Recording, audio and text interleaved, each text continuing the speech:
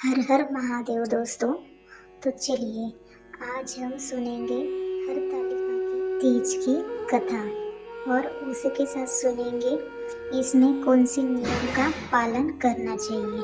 तो चलिए वीडियो को स्टार्ट करते हैं। तो दोस्तों, कथा के अनुसार माता पार्वती ने भगवान शिव के लिए कठोर तपस्या की।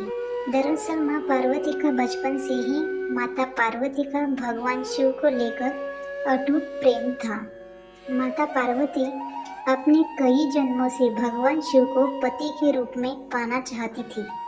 इसके लिए उन्होंने हिमालय पर्वत के गंगा तट पर बचपन से ही कठोर तपस्या शुरू की। माता पार्वती ने इस तप में अन्न और जल का त्याग कर दिया था। खाने में वो मात्र सूखे पत्ते चबाया करती। माता पार्वती की ऐसी हालत को देखकर उनकी माता पिता बहुत दुखी हो गए थे। एक दिन ऋषि नारद भगवान विष्णु की तरफ से पार्वती जी की विवाह के लिए प्रस्ताव लेकर उनके पिता के पास गए। माता पार्वती के माता और पिता को उनके इस प्रस्ताव में से बहुत खुशी हुई। इसके बाद उन्होंने इस प्रस्ताव के बारे में माँ पार्वती को सुनाया। माता पार्वती इस समाचार को पाकर बहुत दुखी हुई, क्योंकि वो अपने मन में भगवान शिव को अपना पति मान चुकी थी। माता पार्वती ने अपनी सखी को अपनी समस्या बताई। माता पार्वती ने यह शादी का प्रस्ताव ठुकरा दिया। पार्वती जी ने अपनी एक सखी से कहा कि वह सिर्फ भोलेनाथ को ही पति के रूप में स्वीकार करेगी।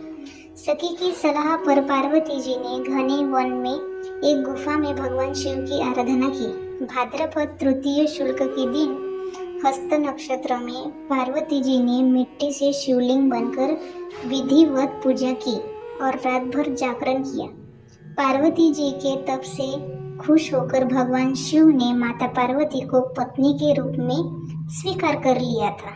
कहा जाता है कि जिस कठोर तपस्या से माता पार्वती ने भगवान शिव को पाया, उसी तरह इस व्रत को करने वाली सभी महिलाओं को सुहाग की उम्र लंबी हो और उनका वैवाहिक जीवन खुशहाल रहे। माना जाता है कि जो इस व्रत को पूरे विधि विधान और श्रद्धा पूर्वक व्रत करते हैं, उन्हें इच्छानुसार वर की प्राप्ति होती है। हरतालिका तीज पर गौरा और शिव से अखंड सुहाग की कामना करनी चाहिए और बोलना चाहिए कि भगवान हमें अमर सुहाग देना। तो यहाँ पे हमारी जो कथा है तीज की वो समाप्त होती है। चलिए अब हम इसके कुछ नियम भी देख लेते हैं। इस व्रत को रखा तीज में जाता है, लेकिन इसका पारण चतुर्थी तिथि के सूर्योदय में किया जाता है। अगर आपकी शादी के बाद आपका पहला तीज व्रत है तो अच्छे से नियम पता कर ले, क्योंकि जिस तरह पहली बार रखेगी उसी प्रकार हर साल करना होगा। इस व्रत को एक बार रखा जाता है तो जीवन भर रखना होता है, किसी भी साल इसे छोड़ नहीं सकते। तीज व्रत में अन्न जल और फल 24 घंटे कुछ नहीं खाना होता।